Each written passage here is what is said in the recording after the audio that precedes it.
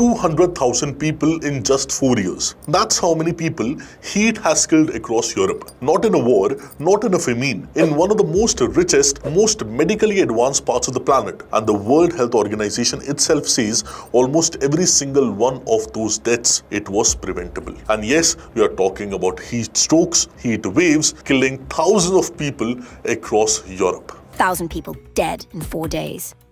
The hottest day France has ever recorded. The Eiffel Tower closing its own doors against the heat. Right now, as you're watching this, it's happening again. On the 23rd of June, 2026, a small town called Pissos in southwest France hit 44.3 degrees Celsius, the hottest temperature France has recorded since the country started keeping records in the 1947. Around 50 people are already dead. 40 of them drowned trying to cool off in rivers and lakes that had no lifeguards. Here's the detail that should actually bother you. Delhi touched close to 50 degrees Celsius in May 2024. The Delhi metro did not shut down. Airports did not grind to a halt. We did not see 50 deaths reported nationally in a single week. So why is the temperature 10 degrees lower, bringing entire European countries to their knees? That is a question we're trying to ask. That question has an answer. And it's not just Europe is unprepared. It's a layered story of geography, physics, demography, and decades of infrastructure decisions. Let's break it down one by one. This isn't a one-off situation. This is the second major heat wave to hit Europe in just last 2 months. Back in May 2026, Western Europe, France, UK, Ireland, Spain had already broken temperature records for that month. Spain alone recorded 101 heat-related deaths in May, the highest for that month since the country began tracking this in 2015. Now look at the geography. We are not talking about one country having a bad week. The Netherlands, the UK, France, Italy, Spain, Germany, Switzerland, Australia, Luxembourg all issued red heat alert systems simultaneously. 44 administrative departments in France alone were placed under the highest possible heat warning. In Italy, 16 cities, including Rome, Milan, and Florence, they were put on a maximum alert. And in the UK, the Met Office issued only its ever second extreme heat warning in the agency's entire history. Schools, they were shut. Train services, they were cut to essential journeys only because the tracks themselves were at risk of warping. The Eiffel Tower, it was closed early. Farmers in France started harvesting at night just to protect workers from the daytime heat. This is not inconvenience. This is a continent-wide system under visible stress. And the World Meteorological Organization has already drawn the comparison nobody in Europe wants to hear, that the current conditions are comparable to August 2003, a heat wave that killed an estimated 70,000 people across the continent. So the real question isn't this bad. It's why does this keep happening and why does it keep getting worse? To answer that, we need to go up literally into the atmosphere. See, every heat wave has an immediate trigger, and this one has a name known as the omega block. Now, it's called that because of its shape. Normally, the jet stream, a band of fast-moving air several kilometers above the surface, that is what we call as a jet stream, flows in a relatively straight line. It flows from west to east. Now, across the northern hemisphere, think of it as a conveyor belt that keeps the weather systems moving. So no single region gets stuck under the same conditions for too long. But sometimes what happens, that conveyor belt buckles. Instead of flowing straight, the jet stream then bends into a large loop. A zone of high pressure forms in that middle of the loop, and with the low pressure zones on either side, on a weather map, the pattern resembles the Greek letter omega, and hence the name. Now here's why that matters. That high pressure zone in the middle acts as a lid. Picture a pressure cooker. Warm air rises from the ground, but instead of escaping into the upper atmosphere and dispersing, it hits that lid and gets pushed back down. As it sinks, it compresses, and compressed air heats up further. The same basic principle that makes a bicycle pumper warm when you use it. Now this particular thing is known as compressional heating, and it is a major reason the heat doesn't just stay constant, it keeps on climbing up. The same high pressure system also suppresses cloud formation. No cloud means no rain, and no rain means no natural cooling. And it also means unbroken sunshine.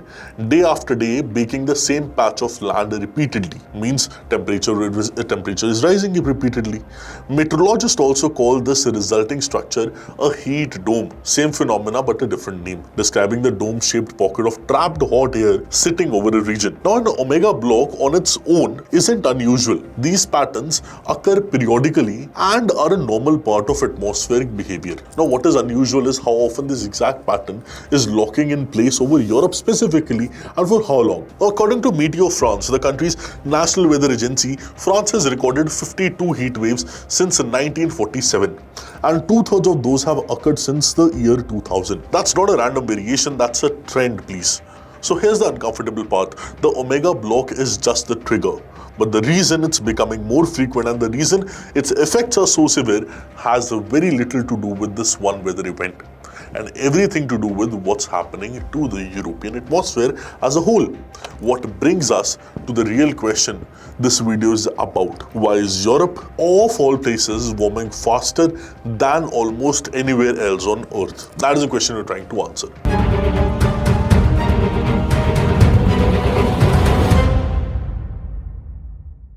See, according to Copernicus, the EU's own climate monitoring service, Europe is officially the fastest warming continent on the planet. Since the 1980s, it has been heating up at more than twice the global average rate.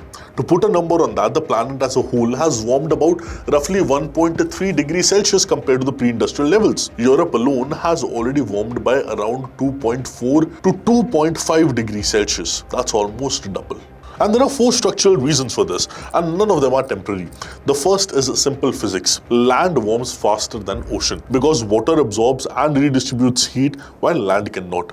Now, Europe is relatively small. It is densely packed landmass surrounded by ocean, but a large part of it sits adjacent to something warming even faster, the Arctic. That's the second reason, and it's the one the most people they are getting wrong. People assume that the Arctic's problem stays in the Arctic. It doesn't. See, the Arctic is warming at 3 to 4 times the global average rate, and the mechanism is called the albedo effect. Now, albedo is simply a measure of how much sunlight a surface reflects back into the space. Fresh white ice and snow have high albedo. They bounce most of the sun's energy away, but as Arctic ice melts, it exposes the dark ocean water underneath, and the dark water absorbs heat instead of reflecting it. That absorbed heat doesn't stay contained in the North Pole. It bleeds southwards, especially into the northern and the western Europe and the populated landmass sitting closest to the Arctic on the Earth. So Europe isn't just dealing with its own warming, it's dealing with the feedback loop next door that has zero control over. Now, these were the two reasons. The third reason is almost counterintuitive: cleaner air. Since the 1980s, Europe has aggressively cut industrial air pollution for very good public health reasons. But pollution particles called aerosols used to reflect some sunlight back into the space, acting as an accidental partial sunshade. As that pollution dropped, Europe inadvertently removed a layer of shielding it never knew it had. Less pollution also meant fewer clouds forming around those particles, what means more direct and unobstructed sunlight reaching the ground. The fourth reason is one everyone already expects: continued fossil fuel usage, both globally and within Europe, keeps adding greenhouse gases to the atmosphere, trapping more heat overall. This isn't unique to Europe, it's a planetary driver, and it stacks the top of the three regional factors above rather than replacing them. Put those four together: land versus ocean physics, Arctic albedo feedback, the unintended loss of pollution shielding, and ongoing emissions, and you get a continent where the background temperature is rising roughly twice as fast as the rest of the world. The omega block from the Act 1 isn't creating this trend. It's riding on the top of it, like a wave riding on the rising side. Now, every time one of these blocking patterns forms now, it's forming over a baseline that's already hotter than it was even 20 years ago. Which is exactly why these heat waves, they keep breaking records that were set only a few years earlier.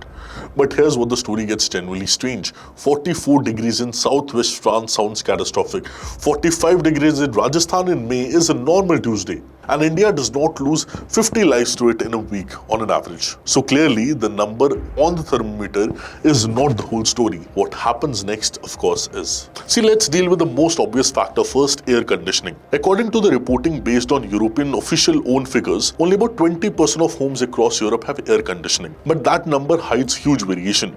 In France and the UK, countries built around the assumption that the real enemy is cold, not heat. Penetration is far lower than that. Italy and Spain, which deals with heat more regularly, are the outliers, with roughly half of Italian homes having some form of the air conditioning. See, according to the data from the Italian power utility Enel, so this isn't that Europe lacks AC. It's Northern and the Western Europe specifically build their entire housing stock around the wrong thread.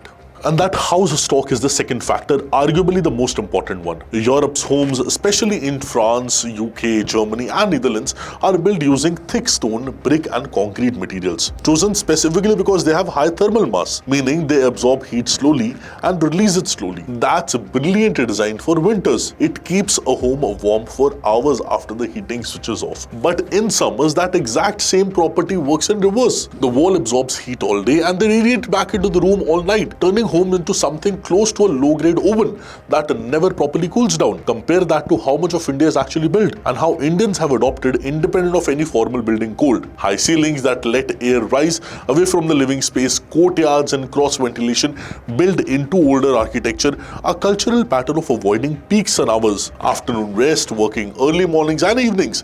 None of that is glamorous and none of it shows up in the GDP figure, but all of them is a form of heat adaptation that France, with all its wealth, simply never had to develop because it never needed it before.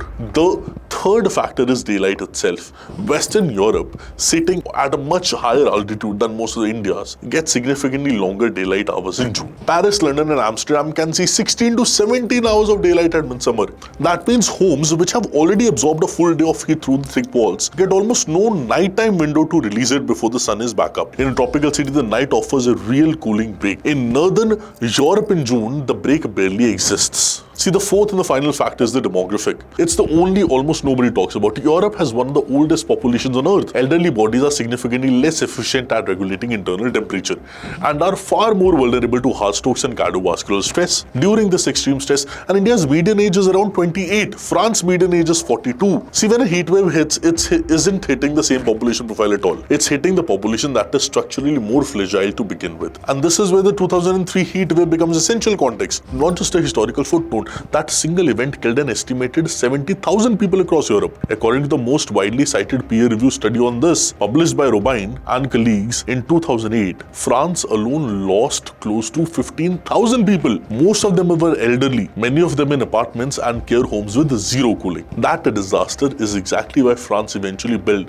its national heat wave plan. It's having an early warning system, designated cooling centers, mandatory check-in, vulnerable elderly residents. So adoption didn't happen. It just hadn't happened fast enough. The WHO own data shows that the heat-related deaths across the WHO European region have risen by roughly 30% over the last 20 years. Even after all these new heat action plans were put in place, this number still is very startling.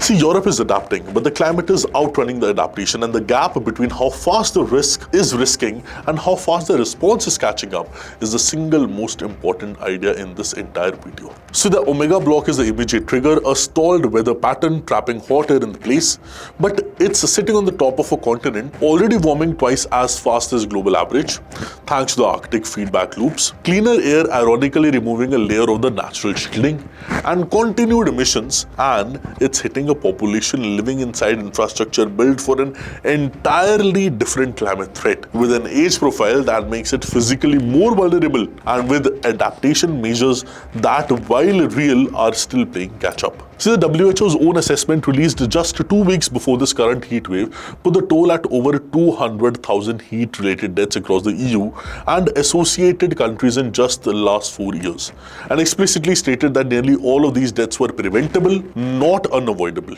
They were preventable. That single word is what separates this from a natural disaster story.